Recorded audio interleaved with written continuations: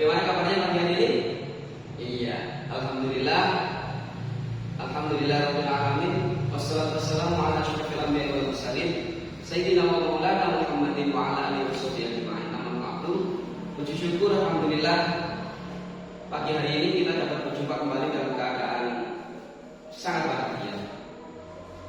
Melanjutkan pertemuan kita yang pertama pada pekan yang lalu. Pagi hari ini kita berjumpa kembali dalam mata kuliah Ulumul Quran pertemuan kedua sesuai dengan SAP, satuan acara perkuliahan yang telah saya bagikan pada pertemuan sebelumnya. Pagi hari ini kita akan membahas topik kita yang pertama terkait perkuliahan kita selama satu semester ke depan, yaitu terkait dengan topik hadis Nabi, ruang lingkup, terminologi, posisi, hujah dan lain sebagainya yang akan kita bahas secara bersama. Namun sebelum pembahasan lebih lanjut, alangkah baiknya marilah kita berdoa memohon kepada Allah Subhanahu wa taala agar ilmu yang kita pelajari nantinya, niatan baik kita dalam menuntut ilmu senantiasa mendapatkan ridho dari Allah Subhanahu wa taala, dimudahkan mendapatkan ilmu yang bermanfaat, manfaat untuk kehidupan kita, manfaat untuk masyarakat kita, bangsa kita, dan tentunya peradaban umat Islam di manapun berada. Ala diniyah wa ala kulli sholihah al-fatihah.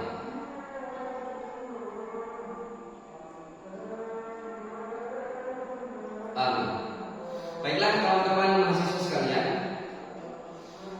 sebagaimana yang telah saya singgung pada pertemuan yang pertama pada saat kontrak belajar pekan yang lalu, mengapa kita perlu mempelajari ilmu hadis atau dalam bahasa kita ialah ulumul hadis?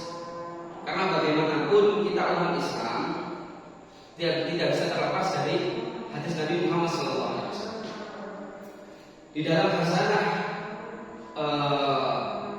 graduasi hukum Islam, hadis menempati posisi yang sangat penting setelah Al-Quran, karena ia menjadi sumber pokok, sumber primer dari ajaran Islam tersebut. Oleh karenanya, sudah menjadi sebuah kewajiban bagi kita untuk mempelajarinya, mengetahui seluk-beluknya. Syukur-syukur jika kita benar-benar paham dan mampu mengamalkannya dengan baik.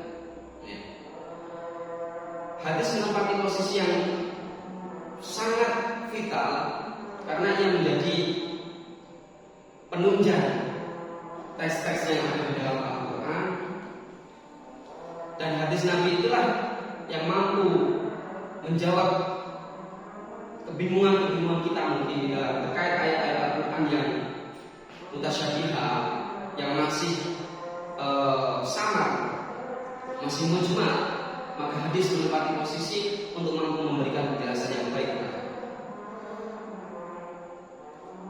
Kalau kita mau mempelajari tentang hadis, maka tentu sangat erat kaitannya dengan Nabi Muhammad SAW. Maka di dalam pertemuan kita pagi hari ini kita akan mencoba untuk membahas itu. Saya mencoba untuk membahasnya mungkin kurang lebih beberapa menit ke depan. Ya, setelah itu nanti kita akan buka sesi tanya jawab dan diskusi agar perkuliahan kita pagi hari ini berjalan hidup dan memberikan asar yang baik bagi kita semua. Ya, di dalam seringkali di dalam kehidupan kita, masyarakat atau umat Islam khususnya, terminologi hadis itu erat kaitannya dengan beberapa istilah yang lain. Ada yang menyebutkannya sinonim dan lain sebagainya. Yang pertama adalah hadis itu sendiri. Kemudian yang kedua yaitu as-sunnah, bisa dilihat di sini. Yang ketiga adalah ada khobar, dan yang keempat ada athar. Keempat-empatnya ini seringkali membuat terjadi kebingungan di tengah-tengah masyarakat kita, ya. Maka oleh karena itulah kita mencoba untuk membahas ini pada pertemuan pagi hari ini. Anda bisa melihat bagaimana bagan yang ada di depan ini. Di sini disebutkan tentang sekilas perbedaan dari keempat istilah yang telah saya sebutkan tadi. Yang pertama ada hadis, yang kedua ada sunnah, yang ketiga ada khobar, yang keempat ada akar. Kalau kita melihat definisi hadis itu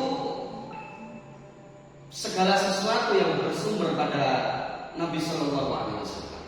Tetapi ini yang perlu dicatat, ya, belum menjadi sebuah tradisi. Artinya itu hanya berlaku satu atau beberapa kali saja, bukan secara kontinu menjadi sebuah tradisi. Kalau kita merujuk pada terminologi tradisi, adalah sesuatu yang sudah menjadi kebiasaan atau dilakukan secara kontinu. Hal ini berbeda dengan sunnah.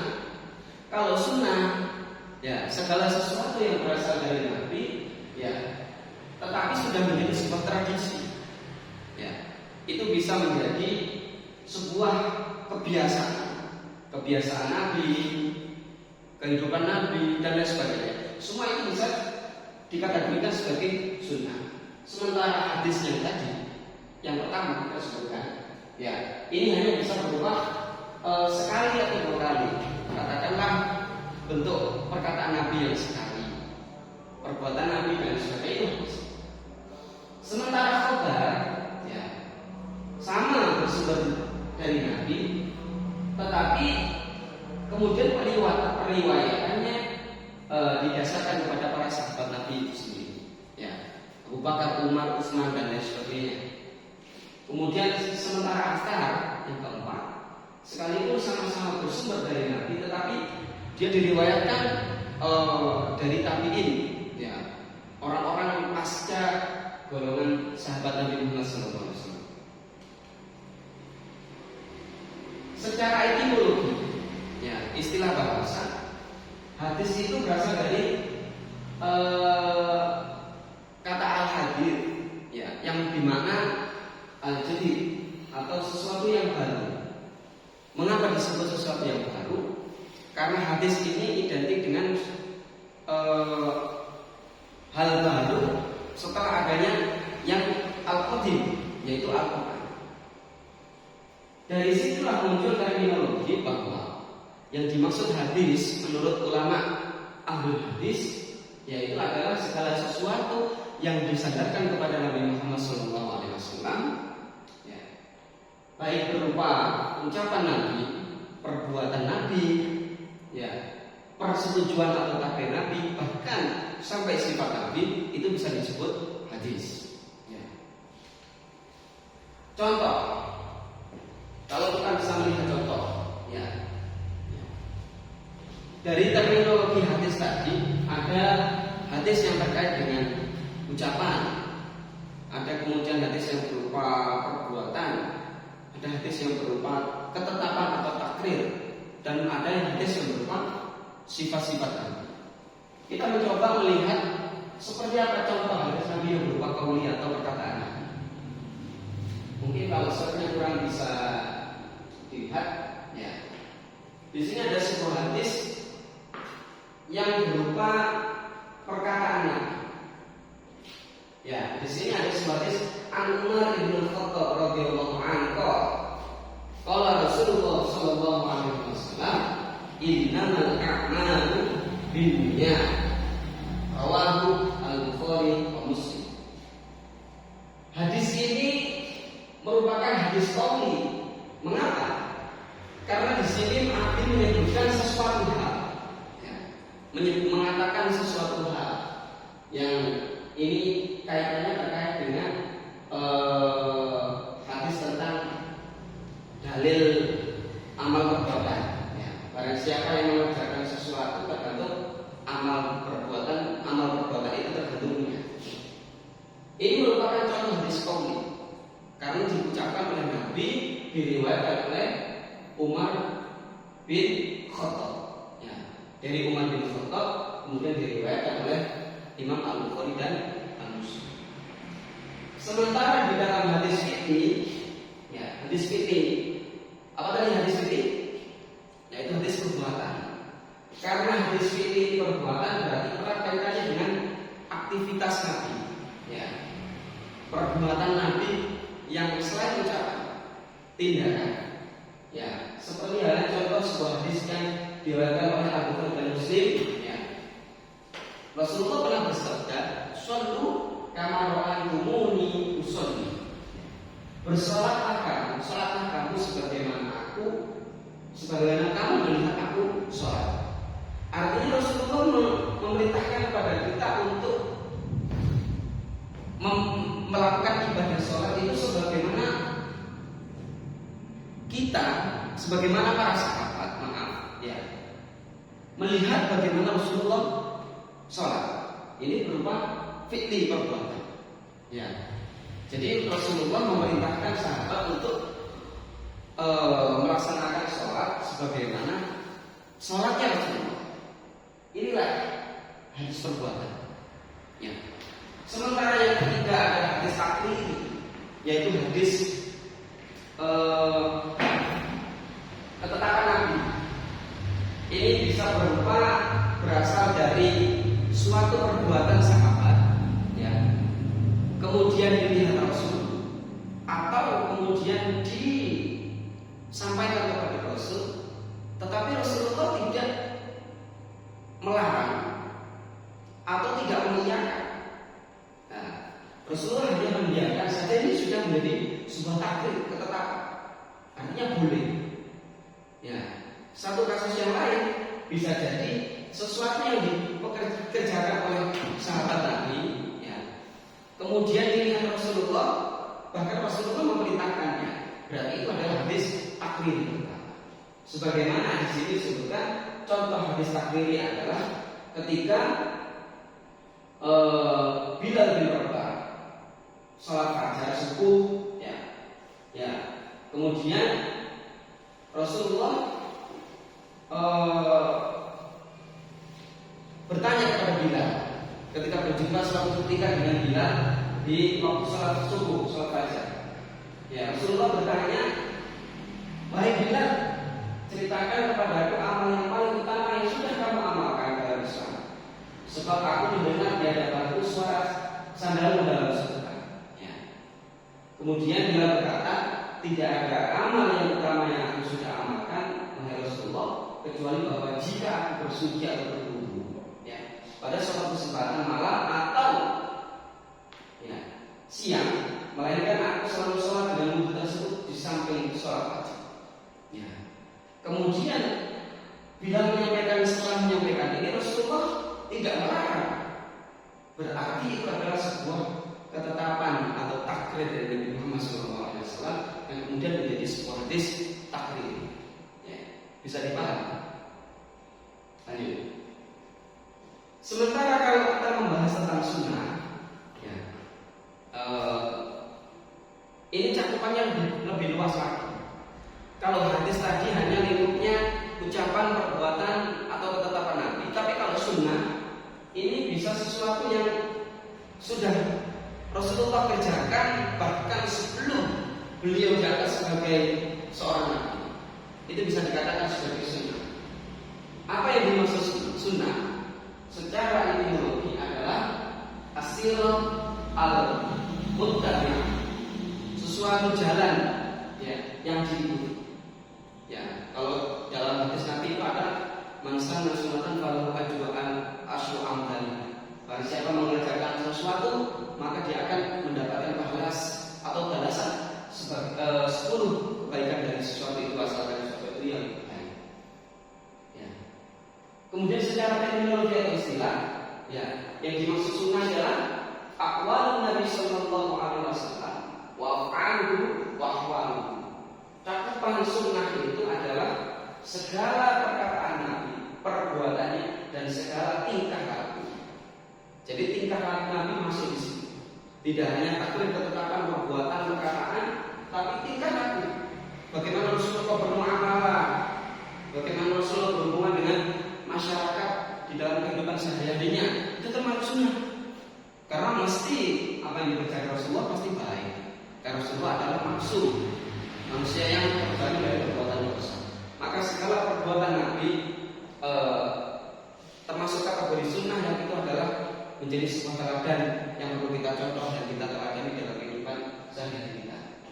Oleh karenanya perbedaan sunnah dan hadis, kalau sunnah terbatas pada ucapan, perbuatan dan ketetapan Nabi, sementara sunnah cakupannya lebih luas, tidak hanya perkataan dan perbuatan, tetapi juga segala ya akwal ini, ada akwal, yaitu segala perbuatan tingkah laku Nabi Muhammad SAW.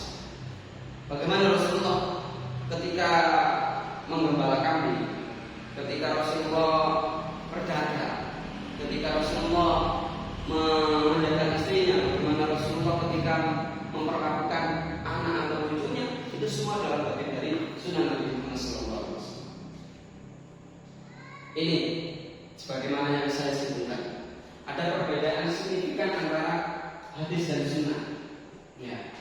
Menurut para ulama hadis, ya, perbedaan yang sangat menonjol dari sunnah dan hadis adalah kalau hadis itu setelah Rasulullah menjadi nabi, ya.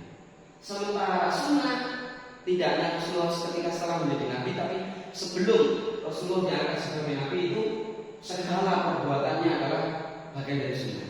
Ya. Mudah diingat ya.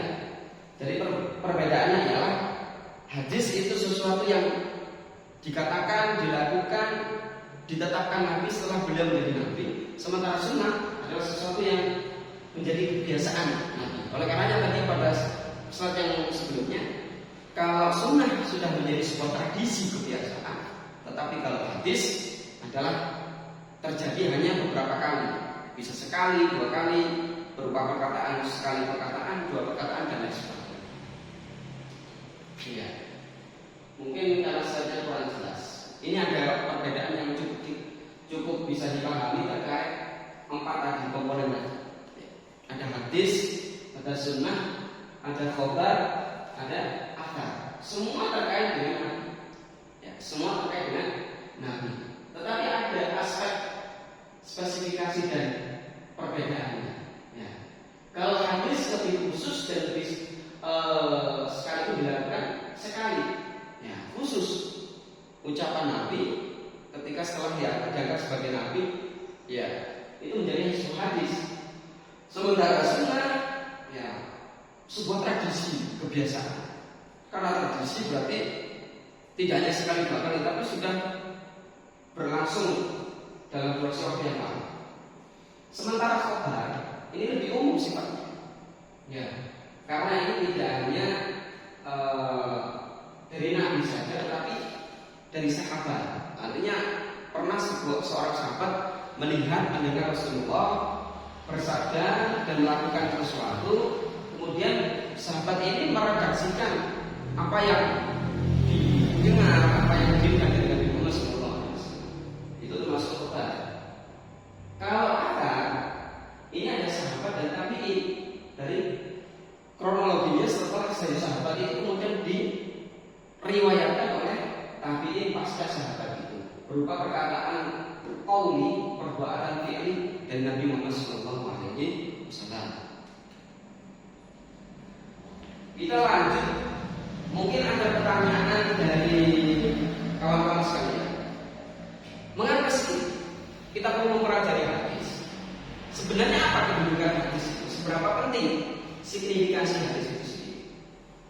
Anda bisa melihat di slide ini, ya. Setidaknya ada beberapa poin penting ini yang menunjukkan bagaimana hadis itu berfungsi cukup penting, sangat penting di dalam hasanah hukum Islam khususnya. Yang pertama adalah ada fungsi menafsirkan ayat mujmal menjadi rinci, ya. Tafsirul khusus,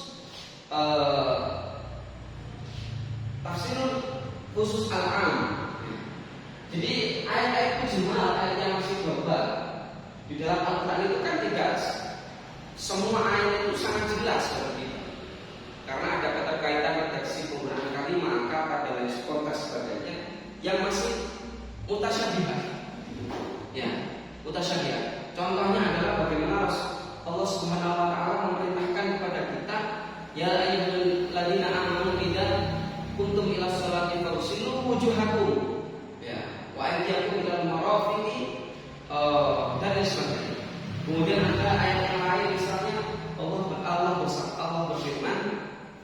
Bagaimana aqimus shalah, ya, dirikanlah salat.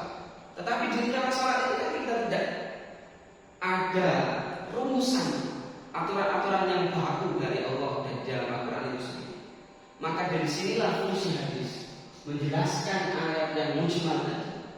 Contoh kasusnya adalah tentang perintah sholat. Aqimus shalah. Sholat seperti apa yang dimaksud oleh Allah? Maka untuk mencari tujuan atau maksud dari ayat itu, kita perlu mempelajari dari hadis Nabi berupa perbuatan Nabi ataupun perbuatan Sallallahu Alaihi Wasallam. Kemudian yang kedua, membatasi atau mentakwil ayat-ayat yang masih mutlak, ayat-ayat yang sudah tersusun itu, ya, kemudian dikuatkan oleh hadis Nabi. Maka hadis Nabi yang fungsi yang kedua adalah menguatkan, ya, menguatkan ayat-ayat yang dalam Al-Quran.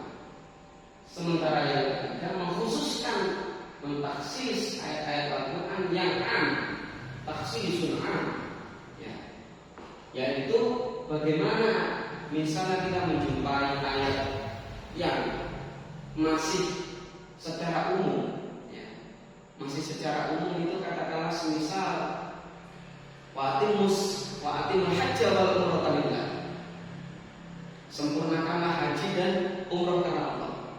Ini kan ayat yang masih masih secara umum. Secara khususnya seperti apa? Maka kita perlu merujuk kepada hadis Nabi Muhammad SAW. Kemudian Rasulullah bersabda, ya, khudhu anni manasikakum, ambillah olehmu manasik haji, ya, dariku. Bagaimana aku melakukan manasik haji? Ya begitulah kalian harus melakukan ibadah haji. Mungkin kira seperti itu. Yang keempat, menjelaskan ayat-ayat Al-Quran yang muskil, ya, taudihul muskil, ya. Tidak jarang kita menjumpai ayat-ayat Al-Quran di dalam Al-Quran itu yang muskil atau mengandung perdebatan, debatable. Maka ketika terjadi seperti itu, kita tidak boleh menafsirkan sendiri. Kita coba mencari tafsir bil hadis. Kita mencoba untuk mencari penjelasan tafsirnya di dalam hadis Nabi Muhammad. Ya. Sementara fungsi yang kelima adalah sebagai pentaksis ayat Al-Quran. Ya. Artinya seperti halnya yang nomor 3 tadi, ya, ayat Al-Quran yang masih itu kemudian ditaksis. Ya. Ayat hadis ini berfungsi untuk bagaimana menjelaskan secara rinci, menjelaskan secara rinci sebuah ayat yang masih dinilai mujmal. Yang keenam, sebagai bayan tasyrik, yaitu memperjelas hukum-hukum Islam, syariat-syariat agama Islam. Bagaimana kita harus berzakat, haji, puasa. Allah kan tidak menjelaskan secara rinci di dalam Al-Quran. Bagaimana ayat ya ayyuhalladzina amanu kutiba alaikumusiyam, kita hanya diperintahkan untuk melaksanakan puasa. Tetapi puasa seperti apa? Maka jawabannya adalah puasa yang seperti dicontohkan oleh Nabi Muhammad Sallallahu Alaihi Wasallam melalui hadis. Bisa dipahami ya? Ya. Kiranya seperti ini. Ya. Fungsi hadis adalah apa? Ya. Bagaimana hadis ini sebagai sumber kedua setelah Al-Quran dalam hukum Islam. Dan hadis ini sangat berperan penting di dalam Al-Quran.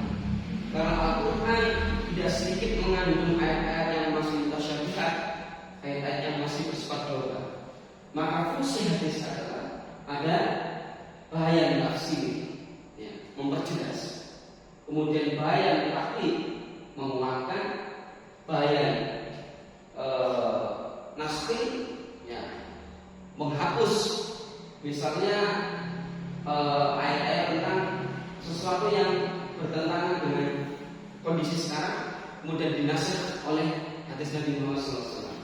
Kemudian ada ayat tasyrik, ya, memperjelas syariat-syariat yang diajarkan, diperintahkan dan dilarang oleh Allah Subhanahu Wa Taala yang belum jelas dalam Al-Quran. Maka fungsi hadis adalah ayat tasyrik untuk memperjelas itu semua. Ya. Di sini dijelaskan bagaimana kehujahan hadis Nabi Muhammad. Ya, bagaimana hadis Nabi itu mampu menjadi sesuatu yang vital penting bagi umat Islam. Ya, di antara sekian ayatnya ialah surat Al-Hasyr ayat 7, yaitu Allah berfirman, "Wa ma atakumur rasulu fakhudhuhu wa ma nahakum anhu fantahu." Apapun yang diberikan oleh Rasul kepadamu maka terima, dan apa yang dilarang bagimu maka tinggalkan. Artinya Allah memerintahkan kita untuk mengikuti bagaimana Rasulullah berkata, bagaimana Rasulullah bersabda, bagaimana Rasulullah berperilaku dan lain sebagainya.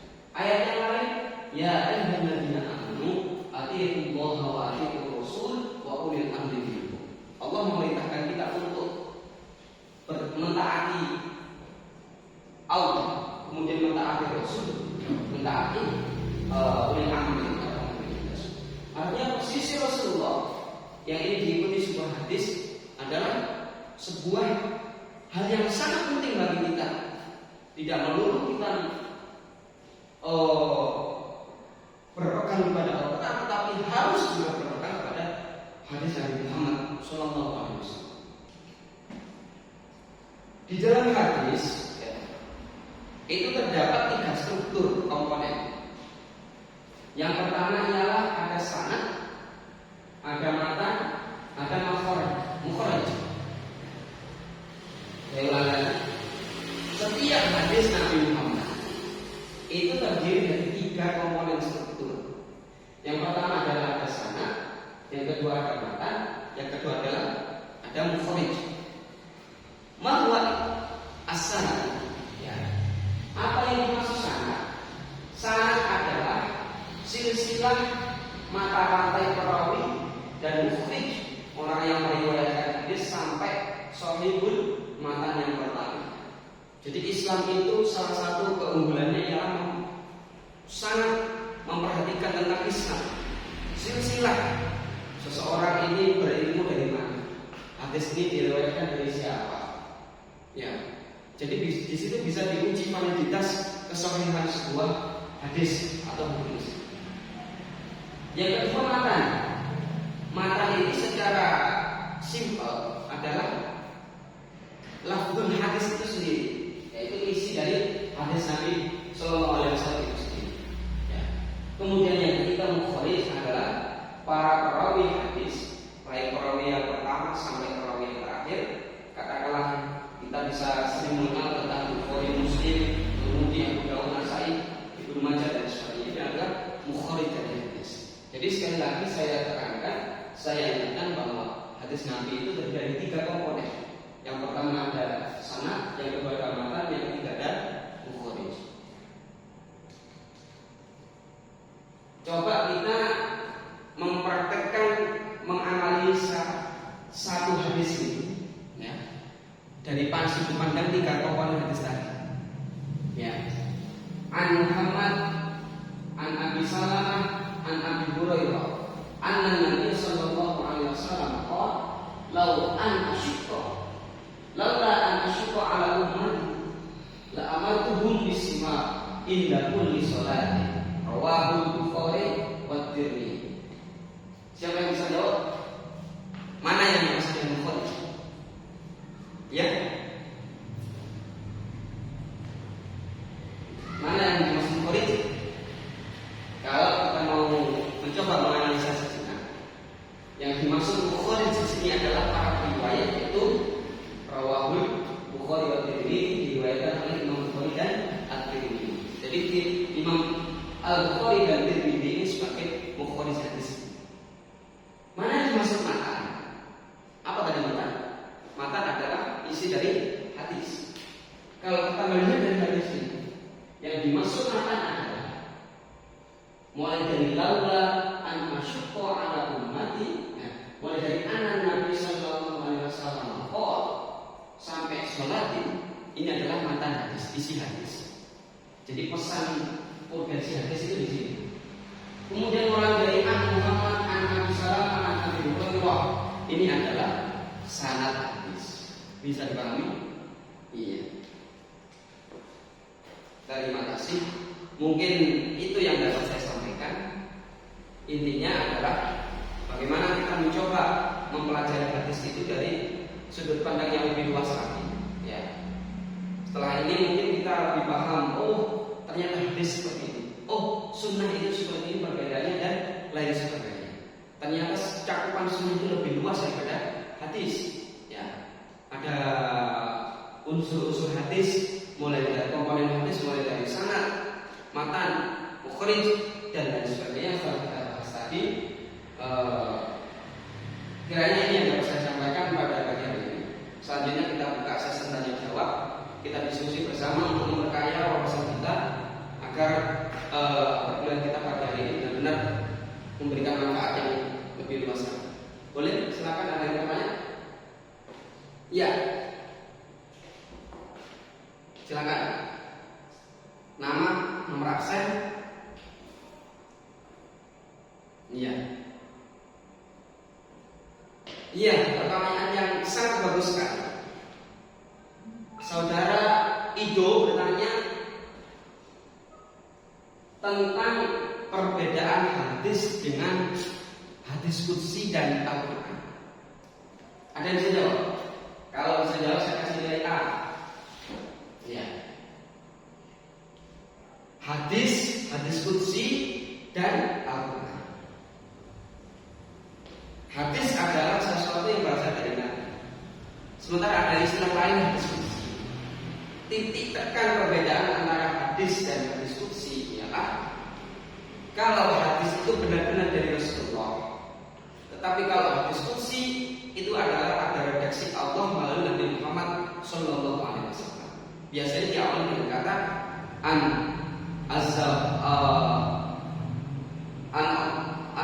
azza wa jalla, dari Allah azza wa jalla, an Rasulullah. Nah, jadi sanadnya dari Allah, kemudian dari Rasulullah melalui redaksi Rasulullah. Ya, jadi bukan kehendak atau kemauan Nabi, tetapi ini dari Allah, tetapi diredaksikan oleh Rasulullah. Lalu perbedaannya apa dengan Al-Quran? Kedua-duanya ini berbeda dengan Al-Quran. Sekalipun yang kedua ini berasal dari Allah, tetapi nilainya berbeda dengan Al-Quran. Kalau menurut pendapat Syekh Ali As-Sabuni, beliau mengatakan salah satu perbedaan yang paling mendasar dari Al-Quran dan hadis termasuk hadis qudsi ialah seseorang yang membaca Al-Quran itu bernilai ibadah, tetapi sementara mendapat pahala. Karena bernilai ibadah berarti ada nilai pahala. Tetapi sementara jika kita membaca hadis tidak ada pahala di dalamnya. Perbedaan yang lain ialah kalau Al-Quran kita diperintahkan untuk bersuci ketika membacanya, memegangnya dan sebagainya. Tetapi hadis tidak. Itu dianalisiskan perbedaan yang paling mendasar. Ya. Ada pertanyaan? Iya. Bagus. Artinya perkuliahan hari ini bisa diterima oleh kawan-kawan sekalian dengan baik dan semoga tidak hanya terkenang sesaat, tetapi terkenang sampai selama-lamanya, membekas di hati kita semuanya, memberikan output perilaku yang baik di dalam kehidupan sehari-hari kita. Paling tidak dari pembelajaran perkuliahan pada hari ini kita telah tahu secara ringkas konsep hadis Nabi Muhammad, mulai dari definisinya, komponennya dan lain sebagainya. Akhirnya dengan mempelajari ini sesuai tujuan adanya perkuliahan ini ialah semakin memantapkan kita dalam mengkaji hasanah keislaman dari agama kita, mulai dari Al-Quran, hadis sebagai penunjang Al-Quran itu sendiri, ya. Dan kita berharap dengan mempelajari hadis Nabi, harapan yang lain juga menumbuhkan rasa cinta kita yang semakin bertambah kepada Nabi Muhammad. Dan akhirnya semoga yang kita pelajari pada hari ini dapat memberikan manfaat dunia akhirat bagi kita semuanya. Lebih kurangnya saya mohon maaf apabila ada kekurangan maupun penjelasan yang mungkin salah dan sebagainya. Kalian boleh menyalahkan, interupsi, memberikan masukan dan sebagainya. Kita sama-sama belajar. Kita berharap di dalam kehidupan pembelajaran kita, iklim akademik kita berjalan dengan hidup. Dosen mau terbuka dengan pemikiran-pemikiran mahasiswa, dan begitu kita akan mampu berdialektika, kemudian mewarnai hasil keilmuan dengan baik, dan insya Allah kita juga akan meraih dengan yang baik. Insya Allah kita akan berjumpa kembali di pertemuan pekan yang akan datang. Insya Allah pekan selanjutnya kita akan mempelajari tentang sejarah perkembangan ilmu hadis, dan menyiapkan belajar di rumah dengan berbagai macam sumber-sumber yang telah saya sarankan, ya, untuk mempersiapkan diri agar kehidupan pelaksanaan jalannya kelas dapat berjalan dengan baik. Sekian, kita di